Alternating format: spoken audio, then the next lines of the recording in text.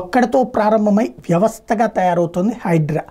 కూల్చివేతలతో ఆరంభమై భవిష్యత్తు నిర్దేశిస్తానంటోంది హైడ్రా. తాజాగా వివిధ విభాగాలకు సంబంధించిన 169 మందిని హైడ్రాకి అటాచ్ చేశారు. మొన్నటిదాకా అదొక పోలీస్ వింగ్, పోలీసులోని అటాకింగ్ వింగ్. ఆక్రమణల మీదన ఒక పోరాటం కాదు, ఆక్రమణలు నిర్మూలించే దళం. ఇప్పుడు వివిధ విభాగాలు అందులో యాడ్ అవుతున్నాయి. టోటల్గా ఒక ఐపీఎస్ ఆధ్వర్యంలో ఒక పెద్ద దళం 169 మందితో అనేది మొట్టమొదటిసారి చేస్తున్నారు. అయితే ఇక్కడే అసలు లాజిక్. జిహెచ్ఎంసీ పర్మిషన్లు ఇస్తుంది, హెచ్ఎండిఏ ఓకే చేస్తుంది, రెరా అప్రూవ్డ్, కానీ ఇక్కడ కొట్టేస్తున్నారు.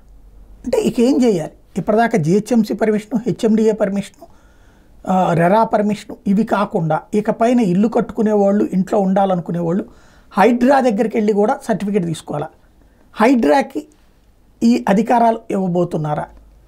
ఒకవేళ హైడ్రా ఇచ్చిన తర్వాత రేపు పొద్దున ఇంకొకటి టీఆర్ఎస్ వాళ్ళు వచ్చి, వాళ్ళు బీఆర్ఎస్ వాళ్ళు అధికారంలోకి వచ్చి ఏ బైడ్రానో ఏ బోర్డరానో పెట్టి వాళ్ళు ఇంకొక వ్యవస్థ తెచ్చి ఇంకొకళ్ళ దగ్గర అనుమతి అంటే ఎట్లాగా?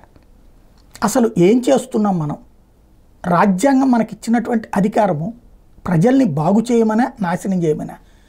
ప్రజలకు సంబంధించి వాళ్ళు తప్పు చేస్తే శిక్షించడంలో తప్పే లేదు, కానీ వ్యవస్థలు చేసిన తప్పుకి బలిపశువులు అవుతా రూపాయి కష్టపడి జీవితాంతం కూడబెట్టుకున్నటువంటి డబ్బులతో కొనుక్కున్నదో కట్టుకున్నదో భవనాల్ని నాడేమో అయ్యప్ప సొసైటీ లాంటి చోట్లన బీఆర్ఎస్ వాళ్ళు కూలిస్తే, నేడేమో ఈ ప్రభుత్వం హైడ్రాల పేరుతో కూల్చేస్తుంటే కొనుక్కున్న వాళ్ళ బ్రతుకులేంటి? బలిసినోడి జోలికి వెళ్తారా?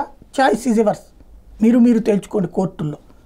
కానీ అసలు సమస్య విల్లాలు కొనుక్కున్నటువంటి ఎగువ మధ్య తరగతి, అపార్ట్మెంట్లో ఫ్లాట్లు కొనుక్కున్నటువంటి దిగువ మధ్య తరగతి వాళ్ళ బ్రతుకేంటి? ఈ వ్యవస్థలతో వాళ్ళ జీవితాలతో చెలగాటమాడే అధికారం ఎవరిచ్చారు? అంటే ప్రజలే ఓట్లేసి ఇచ్చారు.